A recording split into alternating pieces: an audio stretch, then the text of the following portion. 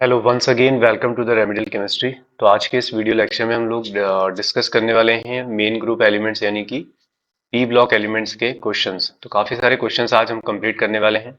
तो 13 से लेकर 17 ग्रुप तक मैंने आप लोगों को कंप्लीट करा दिया है, बट यहाँ पे आप देख रहे होंगे 13 टू 18 यहाँ पे लिखा हुआ है। तो 18 ग्रुप के बहुत रेयर क्वेश्चंस हैं और आप लोगों की जो एल टी सिलेबस में वो चैप्टर भी अलग से दिया हुआ है, तो उसको हम अलग से अपलोड कर देंगे। ठीक है, यहाँ पे कोई क्वेश्चन आएगा तो मैं देख लूंगा। वैसे कम ही होंगे उससे क्वेश्चंस, राइट। और उसमें जो भी कंटेंट होता है हमारा 18 ग्रुप के अंदर, उसके अंदर हमें जीनॉन के स्ट्रक्चर्स पढ़ने जो मैंने आपको केमिकल बॉन्डिंग में सिखा दिए हैं, हाइब्रिडाइजेशन निकालना। बट फिर भी हम देखेंगे, अलग से एक लेक्चर उसका बना लेंगे। ठीक है, तो चलिए फिर स्टार्ट करते हैं। तो फर्स्ट क्वेश्चन है, इसके लिए बेटा आप लोगों ने रिवीजन किया होना चाहिए अच्छे से, जिससे थोड़ा सा आप स्पीड में इसे कर पाएं और ये ज़्यादा हेल्पफुल रहे आपके लिए वीडियो।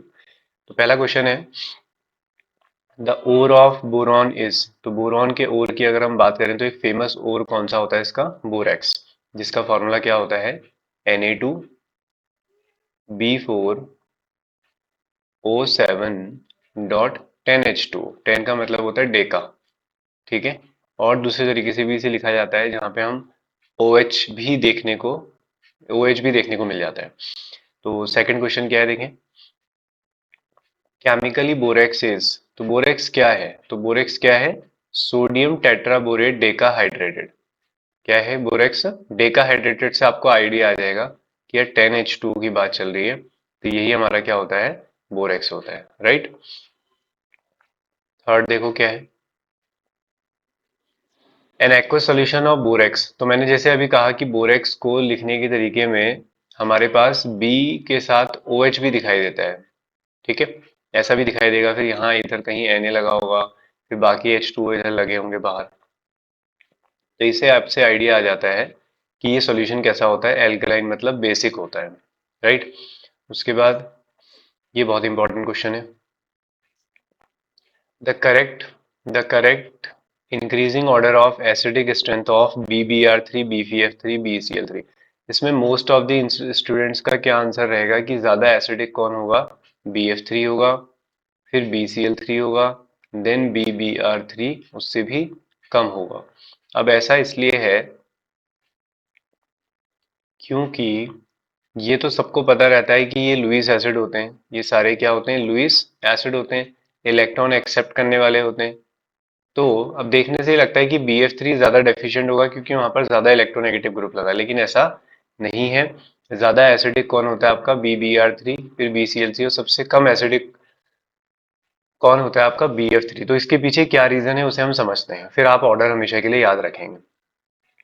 देखो होता क्या है कि हमारे पास ये जो बोरॉन है, बोरॉन की दोस्ती है फ्लोरीन से, और फ्लोरीन तो बहुत खतरनाक है। वो तो पीरियोडिक टेबल में सबसे ज्यादा इलेक्ट्रोनेगेटिव है, मतलब इलेक्ट्रॉन खींचने वाला। तो इसका मतलब सबसे ज्यादा डेफिशिएंट तो यही बोरॉन होना चाहिए था। लेकिन ये जो बोरॉन के पास एम्प्टी ऑर्बिटल होता है, खाली पी ऑर्बिटल होता है, और फ्लोरीन के पास होते हैं काफी सारे लोन पेयर, जिसमें से एक लोन पेयर मैं ये यहाँ पे दिखा दे रहा हूँ। अब बोरॉन भी सेकंड पीरियड का एलिमेंट है, तो इसका जो ऑर्बिटल है वो भी 2p है, और फ्लोरीन का ऑर्बिटल भी कौन सा है? 2p है। अब होता क्या है कि यहाँ पर बैक बॉन्डिंग होती है। ठीक है, कलर नहीं दिख रहा है, यहाँ पे देखने को मिलती है बैक बॉन्डिंग, यानी कि फ्लोरीन से इलेक्ट्रॉन दिए जा रहे होते हैं बोरॉन को, राइट। तो आप लोग को पता है जब पैरेलल ओवरलैपिंग होती है, अगर कुछ इस तरीके से ओवरलैपिंग होती है तो इससे क्या बनते हैं? पाई बॉन्ड बनने शुरू होते हैं। तो हो क्या रहा है, हमें देखने से लग रहा था कि फ्लोरीन ने बोरॉन से बहुत इलेक्ट्रॉन खींचने, बैक बॉन्डिंग के थ्रू लेकिन बैक बॉन्डिंग के थ्रू यहाँ पर फ्लोरीन क्या है? बहुत अच्छे से इलेक्ट्रॉन डोनेट कर रहा है, किसको? बोरॉन को। तो ये कुछ ऐसा फिनोमिना चल रहा है यहाँ पर ये। अब यही बात BCl3 में करते हैं। तो BCl3 में Cl पे भी उतने ही लोन पेयर होते हैं जितने किस पे होते हैं? फ्लोरीन पे होते हैं। लेकिन यहाँ क्या प्रॉब्लम है कि बोरॉन का साइज तो है छोटा, लेकिन Cl का साइज बड़ा है, तो उसका ऑर्बिटल थोड़ा ज्यादा लंबा है। अब अलाइनमेंट अच्छा नहीं है, यानी कि इलेक्ट्रॉनों की डेंसिटी ऊपर साइड ज्यादा है, तो ये कुछ इस तरीके से ओवरलैपिंग होगी, जो कि एक एफिशिएंट ओवरलैपिंग यानी कि अच्छी ओवरलैपिंग नहीं होगी। ऐसे ही आप और नीचे चले जाते हैं, ब्रोमीन के केस में ऑर्बिटल और बड़े हैं, और बोरोन का ऑर्बिटल उसके कंपैरिजन में बहुत छोटा है, तो ओवरलैपिंग क्या हो जाती है और कम। तो सबसे बेस्ट ओवरलैपिंग कौन सी होगी? 2p 2p। फिर उसके बाद थोड़ी और कम हो जाएगी किसमें? 2p 3p ऑर्बिटल में। फिर उसके बाद 2p और 4p। तो यही रीजन है कि BF3 जो है वो इनके कंपैरिजन में ज्यादा रिच हो जाता है। क्लियर हुआ? तो ऑर्डर लगा देते हैं इसका। तो क्या ऑर्डर होने वाला है? ये रहेगा आपका। क्लियर हुआ? इंपॉर्टेंट क्वेश्चन है, याद रखेंगे, कोई मिस्टेक नहीं होनी चाहिए। अब नेक्स्ट देखते हैं। तो नेक्स्ट क्वेश्चन क्या कह रहा है देखें। ओके, तो which of the following statement is wrong about diborane? Diborane का स्ट्रक्चर आपको याद होगा, बनाना बॉन्डिंग। इसलिए मैंने कहा बिना रिवीजन के नहीं आना है आपने, नहीं तो ये दोबारा लेक्चर पढ़ने जैसा लगेगा तुम्हें। तो ये हाइड्रोजन जुड़े होते हैं ऐसे ब्रिज बनाते हुए, कुछ ऐसे। फिर ये साइड में लगे होते हैं आपके चार हाइड्रोजन, जिन्हें हम टर्मिनल हाइड्रोजन भी कहते हैं। अब यहाँ पे हो क्या रहा है, देखो, ये एक इलेक्ट्रॉन बोरॉन लेकर आया और एक इलेक्ट्रॉन हाइड्रोजन। तो कितने इलेक्ट्रॉन हुए? दो इलेक्ट्रॉन। और इन दोनों इलेक्ट्रॉनों को यूज करने वाले भी कितने लोग हैं? एक ये है और एक ये है। कितने लोग हैं? दो लोग। तो ऐसे बॉन्ड को क्या बोलते हैं? Two centre two electron. अब यहाँ आओ, एक बोरॉन, एक हाइड्रोजन और एक बोरॉन, कितने लोग हो गए? तीन लोग। तीन लोग हैं और ये टोटल पूरा बॉन्ड हमारे पास है। अब इस टोटल बॉन्ड में ऐसा नहीं है कि सिर्फ कितने इलेक्ट्रॉन होते हैं, यहाँ पे दो इलेक्ट्रॉन होते हैं। ठीक है, तो इसे क्या कहा जाता है? Three centre two electron bond. अब मैं डिटेल में नहीं जा रहा हूँ क्योंकि मैंने पढ़ाया हुआ है सब। ऐसे ही ऊपर वाले को भी क्या बोलेंगे हम? Three centre two electron. तो कितने हुए three centre two electron bond वाले? तो दो थ्री सेंटर टू इलेक्ट्रॉन होते हैं। साइड वाले बॉन्ड कितने हैं? साइड वालों को क्या बोलोगे? Two centre two electron bond. तो वो तो कितने हैं आपके? फोर है। अब ऑप्शन देखो क्या सही होगा। तो पहला वाला ही देखिए, diborane has two three centre BHB bonds. ठीक है, क्लियर हुआ? नेक्स्ट पे आओ, H3BO3, ये भी बहुत इंपॉर्टेंट क्वेश्चन है। H3BO3 इज, तो जो हमारा H3BO3 होता है उसमें कुछ ऐसे लगे होते हैं OH। ठीक है, बंद करके भी लिख सकते हो तुम OH को। तो ये है BOH का होल थ्राइस। तो इसका नाम होता है बोरिक एसिड। क्या बोलते हैं इसे हम? Boric acid. तो नाम से ऐसा लगता है कि H डोनेट करेगा, और कोई पूछ लेता है कि कितने H डोनेट करेगा, तो हर कोई जिसे नॉलेज नहीं होती है वो क्या आंसर करता है कि बोरिक एसिड है, तीन H दिख रहे हैं तो कितने H रिलीज करेगा? तीन H। लेकिन ऐसा नहीं है। बोरिक एसिड क्या होता है मैंने पहले ही बताया था। वेरी गुड, अगर आप लोगों को याद है तो ये क्या होता है? Lewis acid. यानी कि ये एच डोनेट नहीं करता, ये तो क्या करता है? इलेक्ट्रॉन एक्सेप्ट करता है, इसलिए क्या है? एसिड है।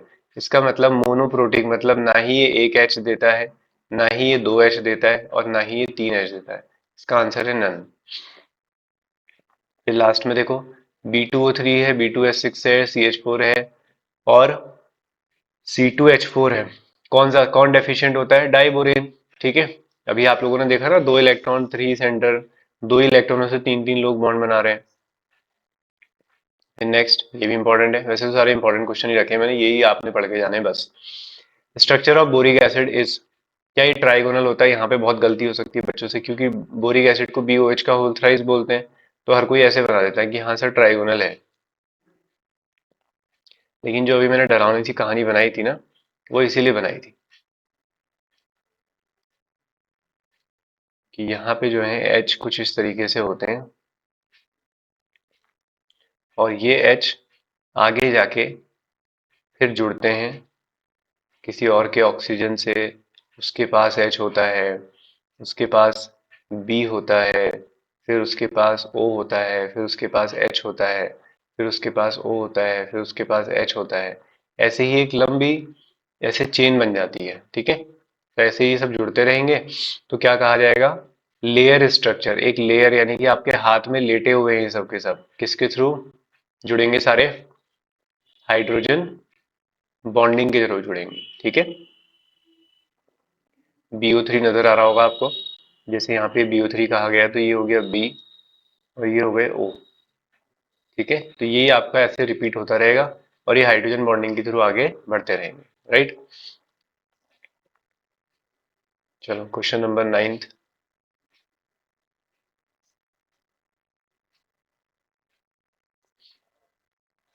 तो क्वेश्चन नंबर 9 क्या कह रहा है? विच मेटाबोरेट इज ब्लू? तो मैंने आपको एक पढ़ाया था ब्राउन रिंग टेस्ट, है ना। हम लोगों ने पढ़ा था एक ब्राउन रिंग टेस्ट, बोलो जल्दी, किसके लिए था ब्राउन रिंग टेस्ट? तो ब्राउन रिंग टेस्ट था आपका नाइट्रेट आयन के लिए। ब्राउन रिंग टेस्ट किसके लिए था? नाइट्रेट आयन के लिए, ठीक है। एक ये टेस्ट पढ़ाया था मैंने तुम्हें, नाइट्रेट NO3 होता है। और एक हमने पढ़ाया था borax bead test. Borax bead test, तो मैंने क्या कहा था कि ये किनके लिए होता है? ये ट्रांजिशन मेटल्स के लिए होता है, कोबाल्ट, और इसका कलर मैंने आपको बताया था कैसा होता है, ब्लू। तो इसका राइट आंसर क्या हो जाएगा? B. The bond present in borazole, देखो बोराजोल इनऑर्गेनिक बेंजीन बनाई थी आप लोगों ने, बनाओ जल्दी से, काम चोरी बिल्कुल नहीं करेंगे, कॉपी में बनाओ। बी क्या होता है? B3N3H6, B N, फिर B, फिर N, फिर B, फिर N, इस तरीके से जुड़ेगा। फिर हर B के साथ क्या लगा होगा? H लगा होगा, हर B के साथ H लगाएंगे, हर N के साथ H लगाएंगे, तो B3N3H6। अब होगा क्या? यहाँ पे क्या आएंगे? Double bond, double bond, double bond. अभी नॉर्मल डबल बॉन्ड नहीं होते थे नाइट्रोजन के साथ, यहाँ पर कोई शेयरिंग नहीं होती, नाइट्रोजन क्या बनाता है? कोवेलेंट बॉन्ड बनाता है, दे रहा होता है बोरॉन को, ठीक है। तो ये था B3N3H6। अब काउंट कर लो सिग्मा बॉन्ड कितने होंगे? एक, दो, तीन, चार, पाँच, और ये छः, छः बाहर हो गए। फिर सात, आठ, नौ, 10, कम हो गए क्या? छः बाहर हो गए, देखो, 1 2 3 4 5 6, छः अंदर हो गए। तो कितने हो गए? 12 सिग्मा हो गए। पाई कितने हैं? 3 है। ये वाला इसका सही आंसर होगा, इसको सिग्मा बना लेना, ठीक है। तो 12 sigma 3 pi. Question number 11। BOH का होल थ्राइस इज अ, तो देखो एसिडिक तो था नहीं, मतलब मोनोप्रोटिक एसिड तो था नहीं। तो बोरिक एसिड जो होता है वो इलेक्ट्रॉन एक्सेप्ट करता है, कितने लोन पेयर एक्सेप्ट करेगा? सिर्फ एक लोन पेयर, तो इसे क्या बोलते हैं? मोनो बेसिक एसिड कहा जाता है। 12th, ये भी याद रखो। The building unit of various crystalline form of boron, जो बोरॉन है हमारे पास, बोरॉन किस फॉर्म में मिलता है हमें? सॉलिड फॉर्म में मिलेगा। तो तो बोरॉन किस फॉर्म में मिलेगा? सॉलिड में। जैसे अलग अलग टाइप के स्ट्रक्चर होते हैं ना, जैसे कोई क्यूबिक फॉर्म में मिल रहा है, जैसे आइस क्यूब बोलते हैं हम, क्यूब की जगह आपने कहा नहीं सर हेक्सागन है, तो किस स्ट्रक्चर के फॉर्म में मिलता है? तो इसको बोलते हैं आइकोसाहेड्रल। बोरॉन B12 के फॉर्म में मिलेगा, और क्या स्ट्रक्चर होता है? आइकोसाहेड्रल। बड़ा यूनिक टाइप का स्ट्रक्चर बनता है, ठीक है। कुछ ऐसे बनाया जाता है इसको, तो वो तुम्हें याद नहीं करना है फिलहाल। तो ये मार्क, अचानक इंक इतनी डार्क क्यों हो गई इसकी? ऐसे ही नीचे की तरफ जुड़ते हैं, तो चलो वो छोड़ो, वो कुछ याद नहीं करना है तुम्हें। हाँ जी, तो क्या बोलते हैं इसे? आइकोसा हेड्रल, B12। The dry ice, dry ice सबने सुनी है, नहीं सुनी है तो सुन लो आज, नहीं तो बहुत शर्म की बात हो जाएगी, ठीक है। तो क्या बोलते हैं इसे? Solid carbon dioxide. आजकल वेडिंग वगैरह में देख रहे हैं, वेडिंग शूट वगैरह के लिए धुआं निकाला जा रहा है ना स्टेज पे, तो क्या है वो? ड्राई आइस है, क्योंकि जैसे ही ये रूम टेम्परेचर पे आती है तो ये किस में कन्वर्ट हो जाती है? CO2 में कन्वर्ट हो जाती है, मतलब गैस में कन्वर्ट हो जाती है, CO2 तो है ही।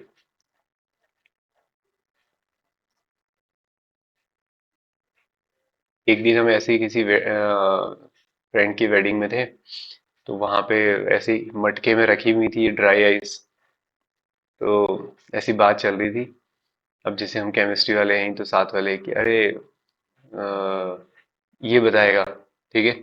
कि क्या है ये, ऐसी कौन सी केमिकल रिएक्शन हो रही भाई बता, धुआं निकल रहा है, ये वो करके। मैंने कहा यार ड्राई आइस ही होती है। अब उन्होंने फिर मैंने कहा ड्राई आइस होती है, CO2 कार्बन डाइऑक्साइड होती है सॉलिड।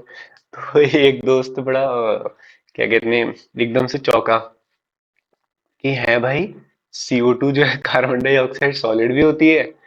तो फिर सब हंसने लगे। मैंने कहा हाँ भाई सॉलिड भी होती है। मैंने कहा चल दिखा के लाएं तुझे। ठीक है, तो आप ध्यान रखें कि क्या है, आपकी सॉलिड CO2 है। तो ऐसा जरूरी नहीं है कि आपने जो चीजें गैस में देखी हैं तो बस वो उसी में रह सकती हैं। हाँ, रूम टेम्परेचर पे वो इसी पे रहती हैं। ठीक है, चलो, तो नेक्स्ट आते हैं। तो वो बड़ा शौक हुआ उससे कि यार ऐसा भी होता है क्या। तो Carborundum is the commercial name of silicon, इसको बोलते हैं SiC, कार्बोरंडम। ठीक है, पहले वाले को एल्यूमिना कहते हैं, एल्यूमिना। SiO2 को सिलिका बोलते हैं। तो ये कोई और नहीं है, ये फास्फोरस एसिड है, HPO3, मतलब बनेगा, अभी H भी कम है उसमें। चलो next. Which of the following gas turns lime water milky. Class 10 से पढ़ते आए हो कि कार्बन डाइऑक्साइड को जब लाइम वाटर से पास कराया जाता है, लाइम वाटर क्या होता है, CaOH का होल ट्वाइस। जब इसमें CO2 को प्रोवाइड करते हैं तो लाइम वाटर क्या हो जाता है, मिल्की हो जाता है। ठीक है, क्या बनाने की वजह से, कैल्शियम कार्बोनेट बनने की वजह से। चलो next. Graphite is a good conductor of electricity because it contains free electrons. ठीक है, percentage of lead in lead pencil is 0 होता है भाई। लेड पेंसिल में कोई भी लेड की क्वांटिटी नहीं होती, ग्रेफाइट की ही होती है पेंसिल, उसका नाम है ऐसा।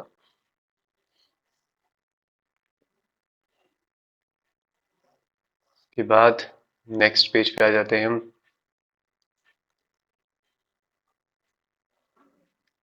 याद कर लेना ये क्वेश्चन अच्छे से, ठीक है। The hybrid structure of carbon atom in C60 molecule बताओ। बकमिनिस्टर फुलरीन में क्या होता है, सेम जैसे ग्रेफाइट में होता है, कितना, sp2।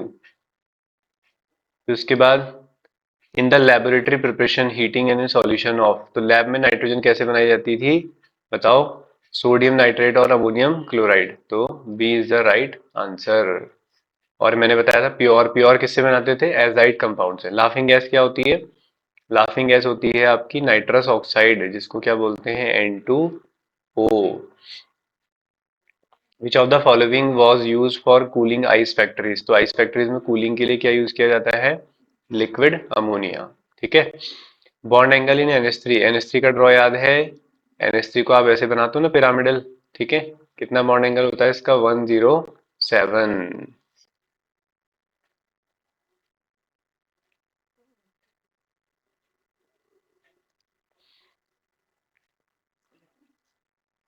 इसके बाद है हमारे पास 23rd।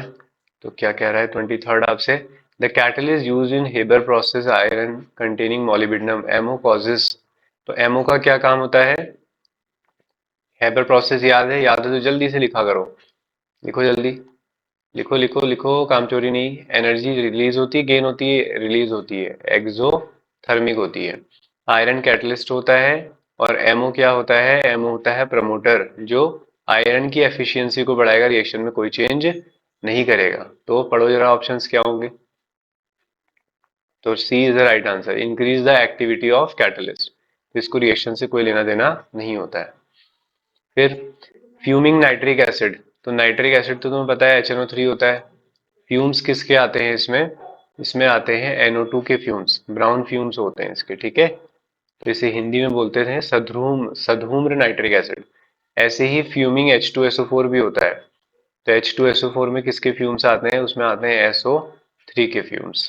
तो कौन सा आंसर हो जाएगा, concentrated HO3 saturated with NO2। 25th है, विच of the following compound is explosive. तो याद रखेंगे NF3 जो होता है वो एक्सप्लोजिव नेचर का होता है।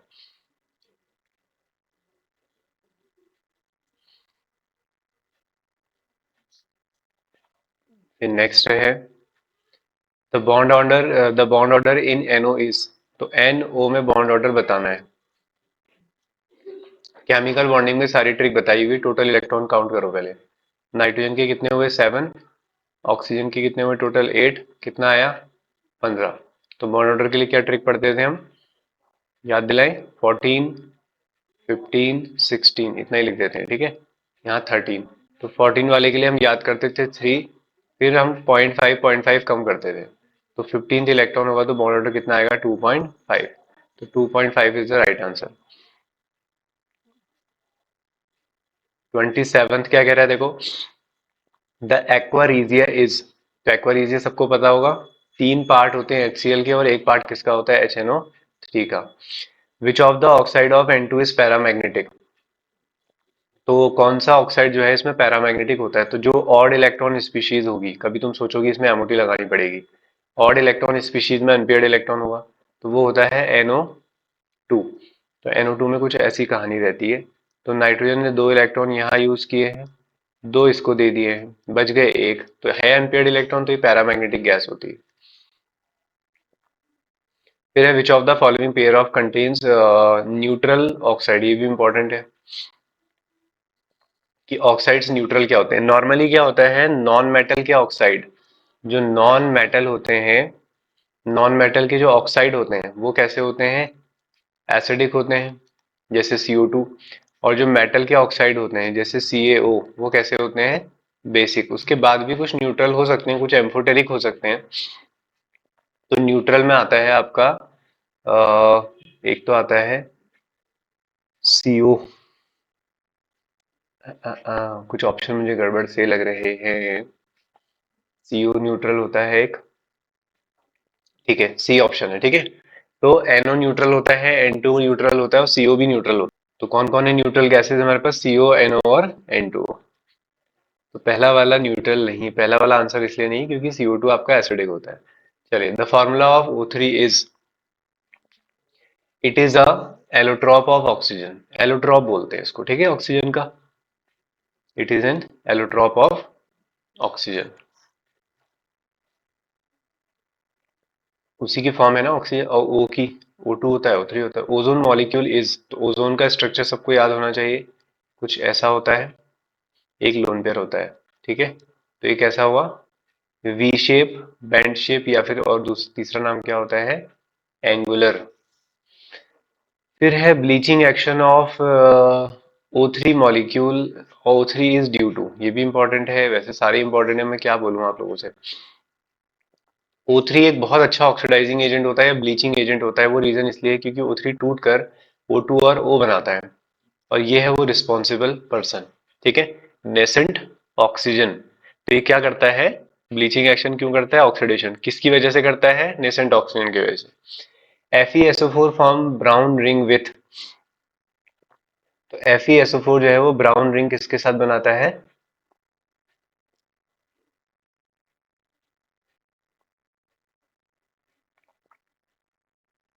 ओके। तो क्वेश्चन नंबर 33 ये क्या कह रहा है, FeSO4 फॉर्म ब्राउन रिंग, तो ब्राउन रिंग टेस्ट तुमने पढ़ा था, जिसमें क्या फॉर्मूला आया था फाइनली, FeH2O का होल 5 NO, बाहर से +1। तो इसमें मैंने इंटरेस्टिंग चीज बताई थी कि एक NO होता है जो किस पे होता है +1, और आयरन भी इस वजह से किस स्टेट में मिलता है +1 में। तो बस यहाँ पे बता दोगे, ब्राउन रिंग समझते ही तो बना दोगे NO। अब ब्राउन मैंने गैस आपको याद कराई थी NO2, तो NO2 मत लगा देना आंसर, गड़बड़ हो सकती है यहाँ पे। The element having greater tendency to form multiple bond is, तो मल्टीपल बॉन्ड यानी कि डबल बॉन्ड ट्रिपल बॉन्ड बनाने की टेंडेंसी किसकी ज्यादा होती है, नाइट्रोजन की, ठीक है। विच of the following is a metalloid, तो मेटेलॉइड कौन है इसमें, बताओ, ये है नाइट्रोजन, फास्फोरस आपके नॉन मेटल होते हैं, लास्ट वाला मेटल होता है, बीच में मेटेलॉइड्स होते हैं।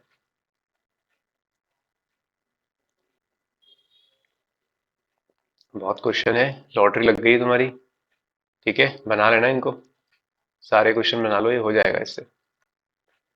द एटोमिसिटी ऑफ NnPr, तो एटोमिसिटी, नाइट्रोजन को क्या लिखते हो, N2 लिखते हो, फास्फोरस को क्या लिखते हो, P4 लिखते हो, तो नाइट्रोजन की एटोमिसिटी कितनी होगी 2, हाइड्रोजन फास्फोरस की कितनी होगी 4, तो 2,4। Which of the following molecule possess 1 sigma and 1 pi bond, तो 1 sigma and two pi bond, तो एन ट्रिपल बॉन्ड एन होता है, बाकी चारों में तो सिंगल बॉन्ड होते हैं।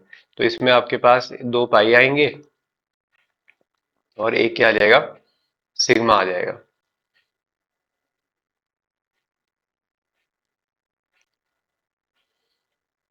अब क्या है, विच of the following is use for diverse for respiration. तो ये टॉपिक कह सकते हैं आप कहाँ से है, अब नोबल गैसेस से है, तो इसमें किसका यूज करते हैं, हीलियम और ऑक्सीजन के मिक्सचर का। जो गोताखोर होते हैं ना, जैसे डाइविंग करने जाएंगे आप, समुद्र में घूमने जाएंगे, आपको वहां की दुनिया अच्छी लगेगी, तो एक सिलेंडर लेके जाएंगे, तो उसमें खाली ऑक्सीजन नहीं होती, ऑक्सीजन के साथ कौन सी गैस मिक्स होती है, हीलियम गैस मिक्स होती है। या फिर अगर पेपर में हीलियम ऑक्सीजन नाइट्रोजन हो तो वो भी आंसर सही है। ओके, तो 39 क्या कह रहा था, low reactivity of N2 is due to, तो N2 में होता है ट्रिपल बॉन्ड, जिस वजह से वो क्या होता है, बहुत इनर्ट नेचर का होता है, तो उसके बॉन्ड ब्रेक करना इजी नहीं होता है, ठीक है। इस वजह से वो क्या होता है, बहुत लो रिएक्टिव होता है, तो इसमें सब्लिमेशन इसका आंसर रहेगा। फिर नेक्स्ट है, विच of the following show hydrogen bonding, तो हाइड्रोजन बॉन्डिंग इसमें से कौन दिखाता है, सभी लोग जानते हैं NH3। Next, which of the following does not exist, क्या नहीं होता है, क्या नहीं होता है, NCl5, क्योंकि नाइट्रोजन 5 बॉन्ड नहीं बना सकता है। The compound show +1 oxidation state, निकाल लो फिर। ठीक है, यहाँ पे ले लो 2x, ऑक्सीजन कितना होता है -2 इक्वल टू 0, तो x इज इक्वल टू कितना आ गया, +1, क्या बात है, पहले ही ऑप्शन में आ गया क्या। ठीक है, चलो एक और चेक करा देता हूँ, x -2 इज इक्वल टू 0, तो x कितना आ गया, +2, N2O में 2x -2 इज इक्वल टू 0। अच्छा, दो ऑप्शन सेम है तो ये भी आंसर होगा, ठीक है। फिर विच of the following has maximum pH bond, phosphorus hydrogen direct bond किस में प्रेजेंट होंगे। ये बड़ी मेहनत का काम दे दिया तुमने। तो H3PO3, तो फास्फोरस में मैंने कहा था, क्या कहा था तुमसे, कि तुम्हें बनाना है एक पी डबल बॉन्ड O, फिर बनाना है टेट्राहेड्रल, तीन ही O है, तो ये हो गया, तो यहाँ पे तो एक H है, H3PO4 में तो एक भी नहीं होगा, है ना, क्योंकि एक और O है तो वो यहाँ भी आ जाएगा। H3P4H4P2O7 में देखें, H4P2O7 में देखते हैं, ये P डबल बॉन्ड O तो फिक्स रहेंगे। स्ट्रक्चर सिखाए हुए मैंने बनाने, अब मैं ज्यादा बात नहीं करता हूँ इस पर। तीन ऑक्सीजन यूज हो गए, 4 5 6 7, सभी जगह है यहाँ तो, है ना, H होगा ही नहीं, इसमें देखते हैं H3P2O6 में, H3P2O6,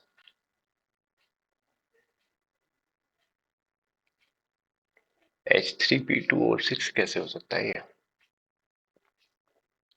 H4P2O6 होगा ये। थोड़ा सा स्पेस बनाए इधर,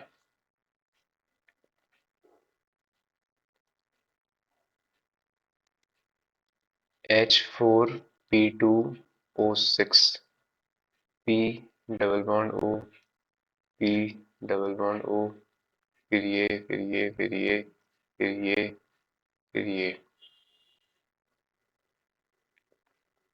अब 4 H है, ऑक्सीजन कितने, 6,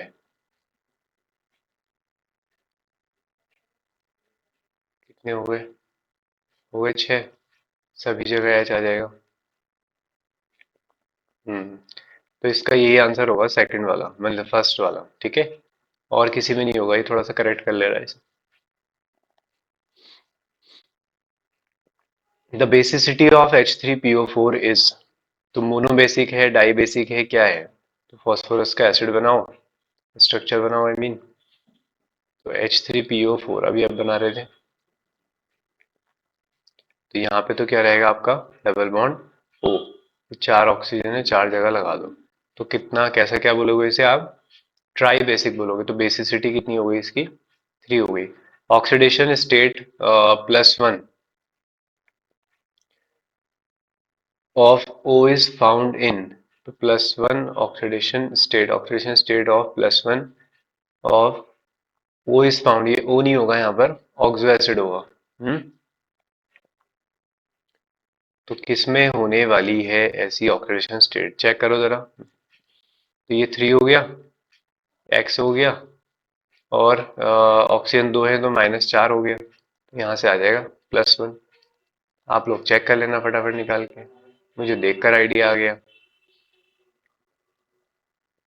तो ये इतने क्वेश्चन सफिशिएंट है, ठीक है।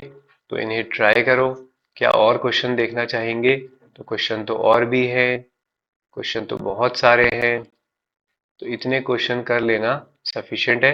मैं दिखा देता हूँ तुम्हें क्वेश्चन, तुम स्क्रीनशॉट ले लेना, तुम लोग ट्राई करना। कोई क्वेश्चन नहीं आएगा तो कमेंट बॉक्स में आप कमेंट कर सकते हैं। लो देख लो, सारे हो जाएंगे नोट्स से जो पढ़ाए हुए हैं। जैसे विच of the following oxidation state can exhibit by oxygen in its compound, तो कंपाउंड ऑक्सीजन कौन सी ऑक्सीजन स्टेट दिखा सकता है, ये देखेंगे आप, ठीक है। और विच of the following is radio active कौन होता है, the molecular formula of sulphur क्या है, एसिड है, ठीक है। इस तरीके से क्वेश्चन है, ठीक है। मैं और स्क्रॉल कर देता हूँ नीचे, ये देखिए, ये देखिए, और ये देखिए, ठीक है। कुछ आउट ऑफ द टॉपिक लग रहे होंगे, मतलब जो मैंने पढ़ाए हैं उससे बाहर है अगर, तो उनको छोड़ देना, क्योंकि कुछ एक्स्ट्रा क्वेश्चंस भी हैं। अब ये थोड़ा मेरे अलग पेपर रहते हैं, तो इनको मैंने छाट छाट के आप लोगों के लिए निकाले हुए हैं, ठीक है। यहाँ पे देख लेंगे आप, रोटन फिश स्मेल जो होती है वो आती है आपकी pH 3 की, ठीक है। और रोटन एग स्मेल जो आती है वो आती है H2S की। और ये इस तरीके से है, ठीक है। कर लोगे, लास्ट में नोबल गैसेस के भी हैं 2-4 क्वेश्चंस इसमें, तो देख लेना। चलो मिलते हैं फिर नेक्स्ट वीडियो में, और कोई क्वेश्चन में डाउट होगा, क्वेश्चन नंबर लिख के मुझे कमेंट में बोल देना, आंसर कर देंगे, ठीक है। तो मिलते हैं नेक्स्ट वीडियो में। अगर आप लोग चैनल पे नए हैं तो उसे सब्सक्राइब कर लेना, वीडियोस आपको ऐसे ही मिलते रहेंगे, क्वेश्चंस के साथ चीजें मिलती रहेंगी। कहीं और से कुछ भी कंटेंट या कोई भी बुक प्रेफर करने की कोई रिक्वायरमेंट आपको नहीं मिलेगी।